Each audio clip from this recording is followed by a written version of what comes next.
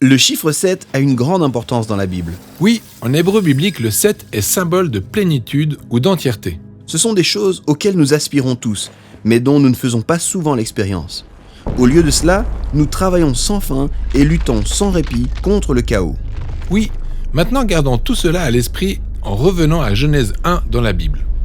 Tout commence par les ténèbres et le désordre. Puis, Dieu parle et fait naître l'ordre et la lumière afin que la vie puisse s'épanouir. Et cela se produit sur une période de 6 jours. Chaque journée est marquée par cette phrase. Il y eut un soir, puis un matin. Mais le 7e jour, il se passe quelque chose de spécial. Dieu s'arrête et se repose. Oui, la création atteint sa plénitude le 7e jour. La phrase « Il y eut un soir, puis un matin » n'apparaît pas le 7e jour. C'est comme un jour sans fin. Le 7e jour, la présence de Dieu remplit sa création. La terre pourvoit aux besoins de toutes les créatures de Dieu, y compris des hommes qui ont été établis pour dominer le monde avec Dieu pour toujours. Les rois et reines du repos du 7e jour. Ouais, je comprends ça.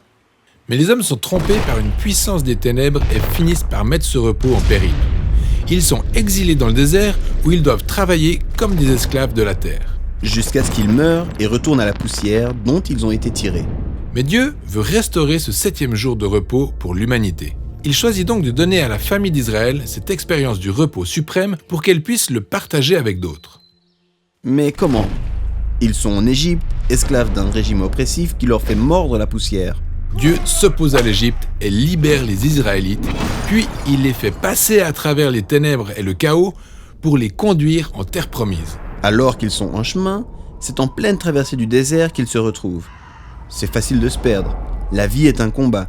Ils ne sont pas encore entrés dans le pays du repos.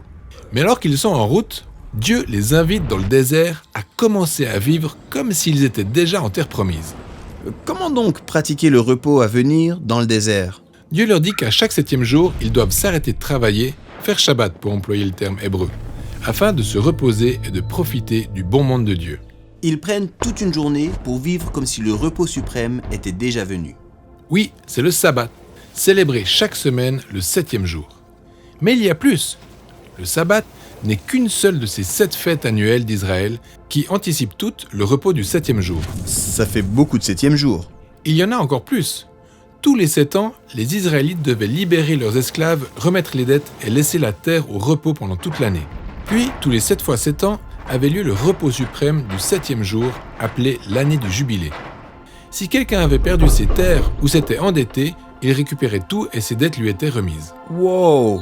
Donc ce sabbat, ces fêtes, cette année du jubilé, tout cela préfigure de l'espérance du repos à venir. Oui, et lorsque les Israélites sont entrés dans le pays, ils ont oublié leur Dieu et ont ainsi perdu leur chance d'entrer dans le repos de la terre promise. Ils ont été à nouveau exilés et réduits en esclavage par une nation oppressive, rebasculant ainsi dans un monde de chaos et de désordre. Mais les prophètes d'Israël ont dit que leur exil prendrait fin un jour à l'avènement du jubilé suprême de liberté et de repos. Mais les générations passent et ils attendent toujours. C'est dans cette période sombre de l'histoire qu'apparaît Jésus, qui proclame publiquement sa mission, un jour de sabbat. Oui, il lit à voix haute le rouleau d'Ésaïe qui annonce un temps de libération pour tous les captifs et les esclaves, car c'est l'année de grâce du Seigneur. Que signifie cette expression « année de grâce du Seigneur » ? Il parle du jubilé suprême. Donc Jésus affirme que le repos du 7e jour viendrait à travers lui. Oui, il dit qu'il est le maître du sabbat. Il s'oppose au désordre et aux ténèbres sous toutes leurs formes et libère les hommes de la maladie, du péché et de la mort elle-même. Pourtant, Jésus a été tué, donc son œuvre a été détruite. Eh bien, c'est ce qu'on aurait pu croire. Il faut noter cependant que Jésus a prévu de mourir en fin de semaine.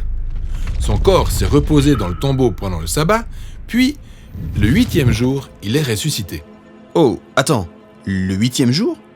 Tu veux dire le premier jour d'une nouvelle semaine ? Exactement, la résurrection de Jésus était comme le premier jour d'une nouvelle création où la lumière et la vie de Dieu ont vaincu les ténèbres. Donc, à cause de la résurrection, nous espérons en la promesse de Dieu d'un futur repos.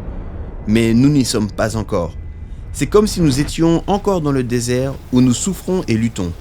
Pendant que nous allons vers ce 7e jour suprême, Jésus nous invite à expérimenter dès à présent un avant-goût de son véritable repos en le suivant. Ou, par ses propres mots, « Venez à moi, vous tous qui êtes fatigués et chargés, et je vous donnerai le repos.